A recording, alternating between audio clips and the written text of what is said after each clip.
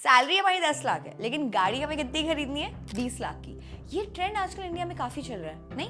And what are these words, YOLO and all of that, you only live once, ये सब आपके जो thoughts हैं इनको बहुत ज्यादा फ्यूल करते हैं। एंड ये कार डीलर्स भी कम नहीं है, हाँ, आपकी गाड़ी की ईएमआई को ऐसे कन्वर्ट करके आपके सामने दिखाते हैं कि आपको लगेगा हाँ ये तो कुछ भी नहीं है। बट क्या आपको पता है कि आप एक्चुअली कितने की गाड़ी खरीदना अफोर्ड कर सकते हो? इस वीडियो में मैं आपको 3 अलग सैलरीज के लिए कार का एप्रोप्रिएट बजट बताऊंगी and the findings in this video will shock you. यार कार खरीदने के लिए बहुत सारे रूल्स हैं इंटरनेट पे, 50-30-20 या 24-10। देखी होगी आपने बहुत सारी शॉर्ट्स पे एंड बहुत सारे इन्फ्लुएंसर्स को आपको ये बताते हुए। बट एक्चुअली ये ना ज्ञान देने में बहुत अच्छे लगते हैं सारे रूल्स, बट रियल लाइफ में प्रैक्टिकल नहीं है। अब अगर हम इनके बारे में बात कर ही रहे हैं तो सबसे पहले ये देख लेते हैं कि कैसे ये रूल्स आपको मिसगाइड कर रहे हैं और आपको कैसे इन्हें फॉलो नहीं करना चाहिए। सबसे पहले रूल आता है 50% रूल, जो कि एक यूएस के इकोनॉमिस्ट ने बनाया था। एंड इस रूल के अकॉर्डिंग आपका जो कार का बजट है वो आपकी एनुअल इनकम से 50% ज्यादा नहीं होना चाहिए। सो अगर आपकी एनुअल इनकम 20 लाख है तो आपका जो बजट है गाड़ी का वो 10 लाख से ज्यादा नहीं होना चाहिए। 10 लाख है आपकी एनुअल इनकम तो आपका गाड़ी का बजट 5 लाख से ज्यादा नहीं होना चाहिए। अब यार 10 लाख में तो काफी ऑप्शन आपको गाड़ी के मिल जाते हैं, लेकिन 5 लाख में आजकल कौन से ही आपको गाड़ी के ऑप्शंस मिलते हैं ढंग के। एंड 10 लाख की जो एनुअल सैलरी है वो इंडिया के हिसाब से कम नहीं होती है। यार इस रूल का सबसे बड़ा ड्रॉबैक ये है कि ये बहुत ही जेनरिक गाइडलाइंस हैं जो कि वेस्ट से आई हैं, जो कि वेस्ट में तो एप्लीकेबल हो जाती हैं लेकिन इंडिया में नहीं हो पाती, क्योंकि वहां पर salary as compare to India ज्यादा होती है एंड गाड़ी के प्राइसेस भी कम होते हैं। अब यार यूएस में 1 लाख यूएस डॉलर्स की एनुअल सैलरी होना काफी कॉमन है। इनफैक्ट इंडियंस जो है वहां पर ऑन एन एवरेज जैसे ज्यादा ही कमा लेते हैं, लेकिन हम तब भी 1 लाख यूएस डॉलर्स को ही एज्यूम करके चलते हैं। अब 1 लाख यूएस डॉलर्स का मतलब हो गया आपका 50,000 यूएस डॉलर्स, उसका 50%। अब 50,000 यूएस डॉलर्स में आपकी BMW 3 series, Ford Mustang, Mercedes GLA ऐसी कार्स आ जाएंगी। अगर हम 40% भी लेके चले कंजर्वेटिवली तो भी आपकी 40,000 यूएस डॉलर्स में काफी अच्छी गाड़ियां आ जाएंगी, काफी अच्छे ऑप्शंस आपको मिल जाएंगे। एंड मर्सिडीज BMW की स्टार्टिंग रेंज भी आपको इजीली मिल जाएगी। यार आप लोग सोच रहे होंगे कि यार यूएस महंगा भी तो है इंडिया से, चलो हम उसका भी एक सिमिलर सीन देख लेते हैं। यूएस के 1 लाख की जो सैलरी है, 1 लाख यूएस डॉलर्स की सैलरी को हम परचेज पावर पैरिटी के हिसाब से कन्वर्ट करते हैं तो इंडिया का 20 लाख हो जाता है। अब इंडिया के कौन से स्टेट में 20 लाख है और यूएस के कौन से स्टेट में 1 लाख यूएस डॉलर्स है वो अलग अलग बात है, लेकिन अभी हम रफली इसको मान लेते हैं। सो यूएस का 1 लाख डॉलर्स हो गया, इंडिया का रफली 20 लाख। अब यार अगर हम ये 50% वाला रूल लगाएं यूएस में तो आपका क्या क्या ऑप्शन मिल रहे थे आपको 1 लाख की एनुअल सैलरी पे? Mercedes GLA and BMW 3 series etcetera. यही 20 लाख जो इंडिया में है उसके हिसाब से आपको क्या मिल रही है? Ertiga, i20, Tata Punch etcetera. And don't get me wrong, these are not bad cars, मेरे घर में खुद अर्टिगा है। बट यार मतलब आप देखो ना, एक साइड आपको दिख रही है मर्सिडीज BMW और दूसरी साइड आपको दिख रही है टाटा पंच एंड अर्टिगा, तो मतलब कुछ तो गड़बड़ है। मे बी इसको हमें इंडिया के हिसाब से थोड़ा सा कस्टमाइज करना पड़ेगा। अब यार अगर हम ये बोले कि अपनी एनुअल सैलरी का 100% आप गाड़ी में इन्वेस्ट कर दो तो वो भी बेवकूफ़ी होगी, because car is a depreciating asset. So इसका answer will may be depend on your preferences. Let me explain. अगर तो आप बहुत बड़े कार एंथुजियास्ट हो कि आपको ये भी चाहिए गाड़ी में, वो भी चाहिए गाड़ी में एंड एक्सेट्रा एक्सेट्रा, तो आप अपनी एनुअल सैलरी का 70 to 75% अपनी गाड़ी में इन्वेस्ट कर सकते हो। And this annual salary can include both husbands and wifes. But अगर आपको गाड़ी सिर्फ इसलिए चाहिए क्योंकि आपको पॉइंट ए से पॉइंट बी में जाना है, पॉइंट बी से पॉइंट ए में, मतलब आपको बेसिक डेली नीड्स के लिए चाहिए एंड एक बेसिक पर्पस आपका जो है वो सॉल्व होना चाहिए गाड़ी से, तो आप ऐसी गाड़ी ले सकते हो जिससे आपका ईगो भी मसाज हो जाए एंड आपको बहुत ज़्यादा पैसे भी ना खर्च करने पड़े एंड आपका जो एनुअल सैलरी है उसका 20 से 25% में भी आपका काम हो सकता है। अब एक और बड़ा रूल आता है विच इज 24-10। ये भी एक वेस्टर्न कॉन्सेप्ट है। इस 24-10 का मतलब है कि गाड़ी खरीदने से पहले उसका 20% जितना आपके पास डाउन पेमेंट होना चाहिए। कार का जो लोन है उसका टेन्योर 4 साल से ज्यादा नहीं होना चाहिए एंड आपका सैलरी का 10% से ज्यादा का खर्चा गाड़ी पे नहीं होना चाहिए, इंक्लूडिंग योर ईएमआई। अब ये थोड़ा सा कॉम्प्लिकेटेड है, एग्जाम्पल लेके मैं आपको समझाती हूँ। यहाँ पर हम थार का एग्जाम्पल लेते हैं जिसका एक ऑन रोड वेरिएंट जो है उसका ऑन रोड प्राइस है आपका 15 lakhs। अब यहाँ पर ऑन रोड प्राइस 15 लाख है तो इसका 20% डाउन पेमेंट के पैसे होने चाहिए, मतलब 3 लाख होना चाहिए फॉर डाउन पेमेंट। लोन का टेन्योर मैक्सिमम 4 साल होना चाहिए एंड कार लोन मिलेगा एट अराउंड 9%, तो मतलब ईएमआई बैठेगी अराउंड 30,000 पर मंथ।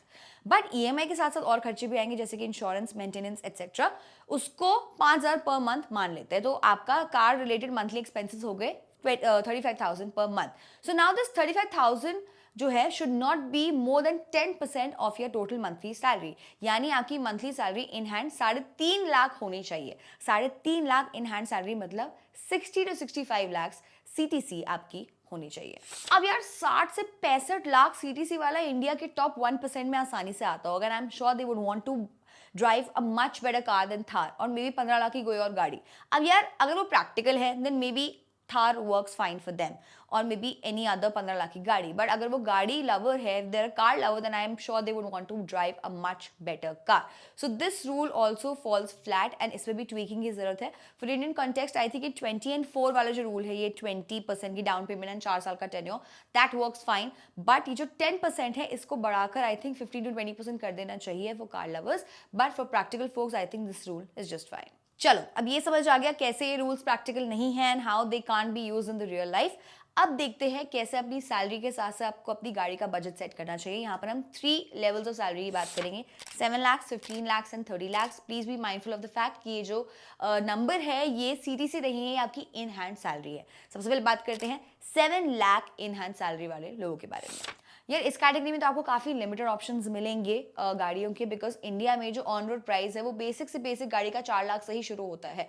7 लाख कमाना कोई मजाक नहीं है, 7 lakh is a very good salary, but तब भी आपके पास ऑप्शंस लिमिटेड हैं because of how cars are priced in India. अब यार बेसिक से बेसिक आपकी गाड़ी 4 लाख से शुरू हो रही है, आपके जो 50% का रूल है, 24/10 वाला जो रूल है, वो सब तो आपके फ्लॉप हो चुके हैं। तो इसमें थोड़ा सा दिमाग लगाना पड़ेगा, थोड़ा कॉमन सेंस लगाना पड़ेगा कि आपके बजट में कौन सी सस्ती सुंदर टिकाऊ गाड़ी आपको मिल सकती है।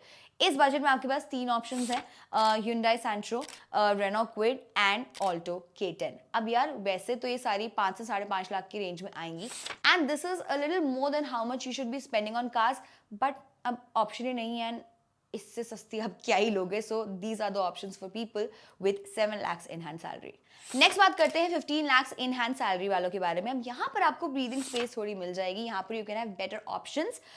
यहाँ पर आपके पास 5 लाख से लेकर 8 से 9 लाख तक की रेंज में काफ़ी ऑप्शंस आपको मिल जाएंगे, जिसमें पॉपुलर ऑप्शंस है i20, Hyundai Venue, XUV 3XO, Maruti Swift, ये सब आपको देखने को मिल जाएगा। These are all range between 6 to 8 lakhs। लेकिन अगर आपको यहाँ पर भी एक प्रैक्टिकल डिसीजन लेना है तो जो पिछली कैटेगरी वाली में ऑप्शंस आपको मिले थे, या आपको जॉब ने ऑप्शंस दिए थे, वो आप कंसिडर कर सकते हैं, पैसे बचा सकते हैं। अब हम बात करेंगे the last category which is folks with 30 lakh in hand salary.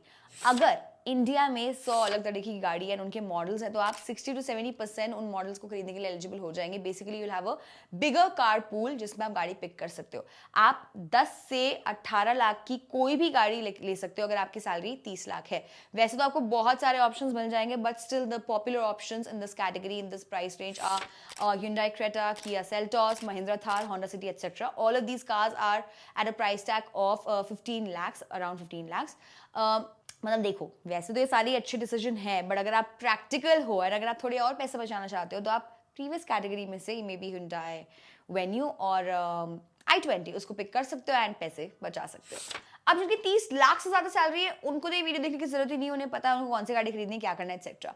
अब यार ये तो हो गई ज्यादा डिटेल में नहीं, बट जितनी हमने इन्फॉर्मेशन दी है ये तो आपको कहीं से ही मिल जाएगी। अब करते थोड़ी अंदर की बात है, जिसके लिए आपने हमारे चैनल को सब्सक्राइब किया है, और अगर नहीं किया है तो कर सकते हो। वो है ना बाजू में एक बटन नहीं दिख रहा आपको सब्सक्राइब का, या वो वाला।